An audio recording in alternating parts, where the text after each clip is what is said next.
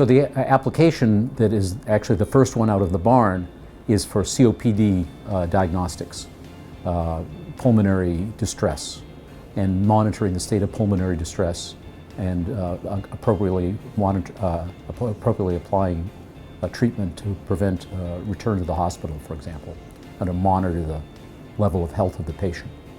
So it's basically a diagnostic play.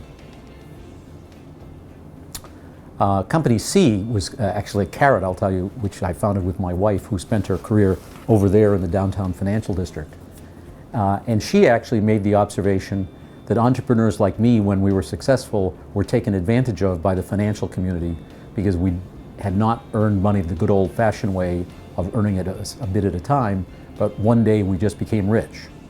And therefore we had developed none of the skills of managing your money in the classical sense when you have it. In fact, I have a friend who was a successful entrepreneur who received his payout on the day his company was sold, and they asked him, where do you want it transferred to? And the only bank account he owned was his checking account. So he deposited some number of tens of millions of dollars to his checking account and went to the bank machine to see if the deposit had been made, and the length of the deposit number exceeded the number of spaces on the slip. I mean, this is how entrepreneurs who have never had to deal with money. So she started a boutique money management firm to take care of the entrepreneurs around Kendall Square, and has become part of the ecosystem of Kendall Square. When you do well, you have my wife manage your money. So company D is DataZoo. It's by far and away the most successful of the companies, and everybody listening to this presentation today, this tape today, this discussion today, uses it every day. You just don't know you use it. But when you go to, say, cars.com, within 100 milliseconds, the page appears on your laptop in front of you. And in the first 15 or 20 milliseconds of that time, there's an online auction, a real-time auction, to auction the banner space on the page off to the highest bidder. And DataZoo, a Boston-based company, over there someplace, a Boston-based company, is actually one of the 4 or 5 principal online bidders. So we do massive data analytics, machine learning, and make best estimates of the utility to our advertisers that we represent of the banner space on the web page. So when Ford comes up on cars.com, that's because DataZoo or one of its competitors has participated in the auction and bought that spot in real time. So that company is now growing. It's operating on 4 continents and is doing very well.